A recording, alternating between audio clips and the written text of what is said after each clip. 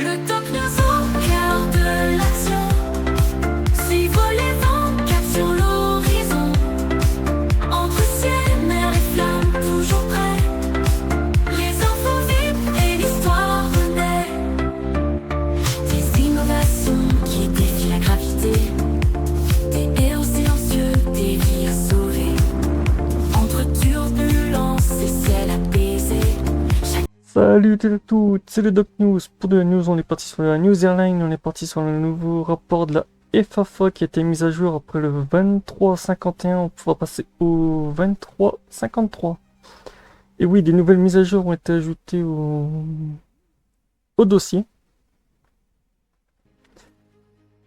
Aujourd'hui, on revient sur un document de la FAFA, je vous avais déjà parlé il y a quelques temps, mais attention, ce document vient d'être mis à jour avec une nouvelle version publiée il y a quelques jours. Dans cette vidéo, on va faire un résumé clair et rapide de la première version, puis on va analyser tous les changements apportés par la mise à jour.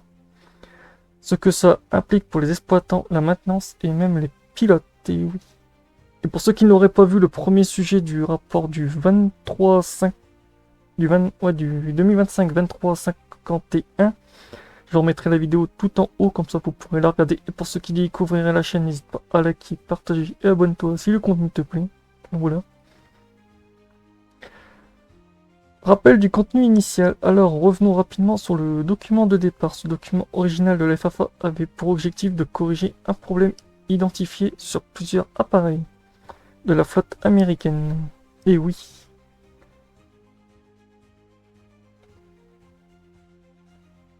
Retour sur le 21...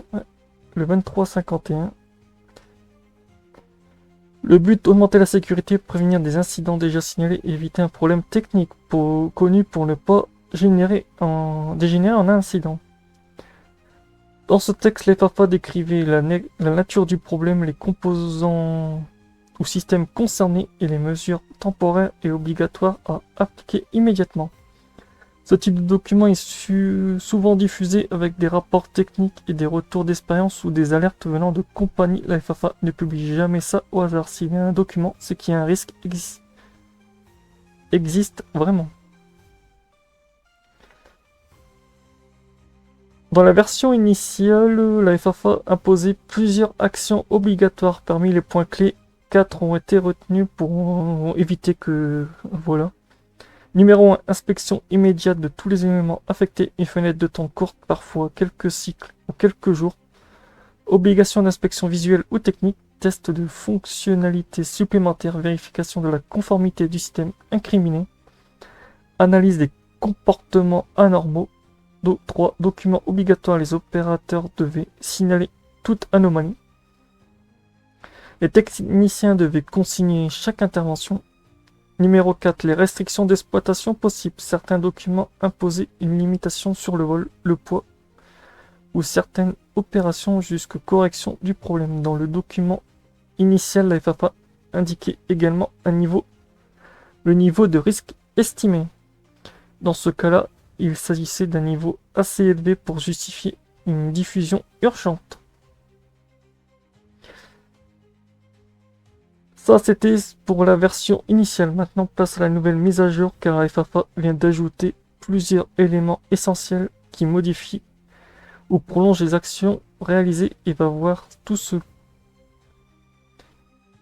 que ce n'est pas juste un détail. Et oui, on va partir en direction la mise à jour du nouvel N-6 2353.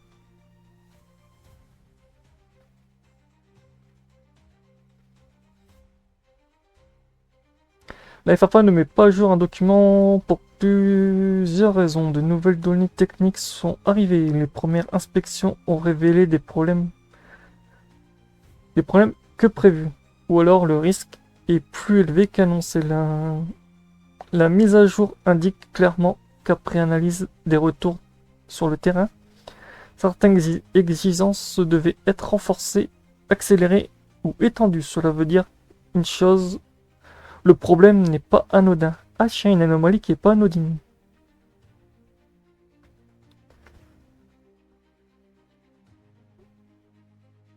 ce que la mise à jour change concrètement. Voici ce que la mise à jour apporte. Renforcement des inspections. Les inspections deviennent plus strictes. Intervalles réduits. Zones élargies. Procédures plus détaillées ou comportements à risque qui pourraient toucher plus de composants que prévu. Aïe aïe aïe. Ajout de nouvelles procédures obligatoires. La FFA demande maintenant une nouvelle méthode d'analyse des tests supplémentaires et parfois l'utilisation d'outils spécifiques non listés dans les premières versions. Où ça pue, où ça pue. C'est vrai que pour le coup, ça sent le sapin.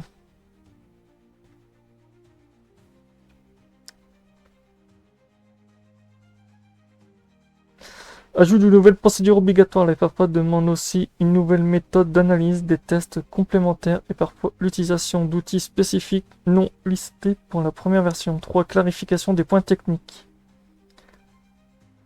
Dans la première version, certains termes étaient prêtés attention à la mise à jour précisée. Comment vérifier correctement le système, quelles limites de tolérance appliquer, ce qui doit être remplacé immédiatement et ce qui doit encore voler. 4. Extinction de la population d'appareils touchés. Ça, c'est souvent le point le plus important.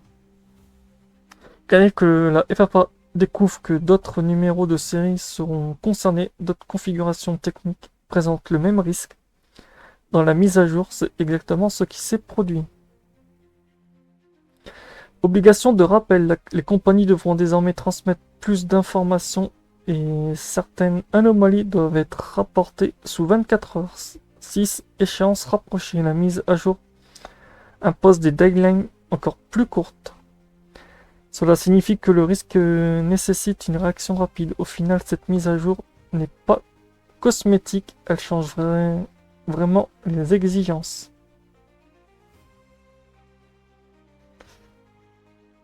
Maintenant, la question, comme toujours, qu'est-ce que cela implique réellement pour les compagnies, les techniciens et même les équipes? On voit ça maintenant. Ce que la chance pour l'aviation, impact opérationnel, les impacts sont immédiats, plus d'avions immobilisés, les inspections renforcées obligatoires parfois à arrêter un avion en service, augmentation de la charge de maintenance, les équipes doivent suivre les nouvelles consignes souvent plus complexes, possible de retard opérationnel.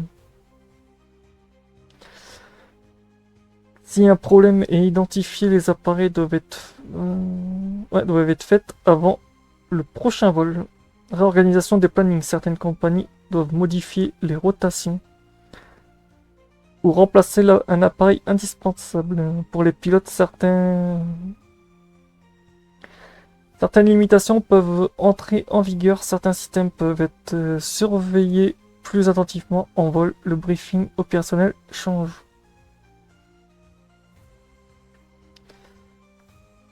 Et oui, pour ceux qui ne le seraient pas, on va retourner sur la fiche technique. En fait, il y a beaucoup de... Pour certains qui l'auraient dû voir pendant la vidéo, ça touche tous les modèles. Emergency Whiteness Directive ADS Instant Went Operators The Boeing Company. Les modèles touchés sont les MD-11, les MD-11F, les M10-10F, les M10-30F,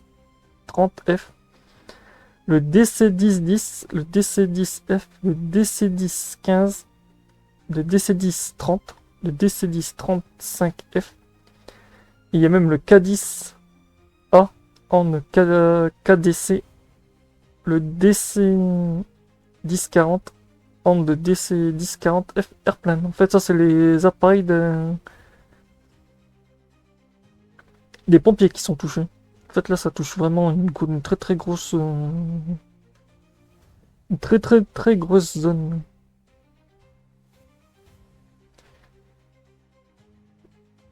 Donc voilà, pour finir sur cette petite news qui n'était pas prévue dans le planning, parce que voilà, on va dire, je pensais pas que la FFA allait refaire une petite mise à jour, mais au vu de la situation, je le savais.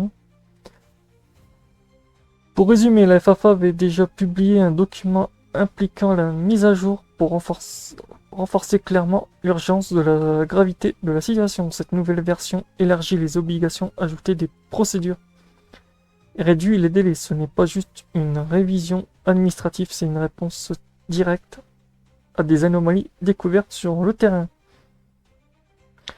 Comme toujours sur le Doc News, je vous tiendrai informé s'il y a une mise à jour qui tombe.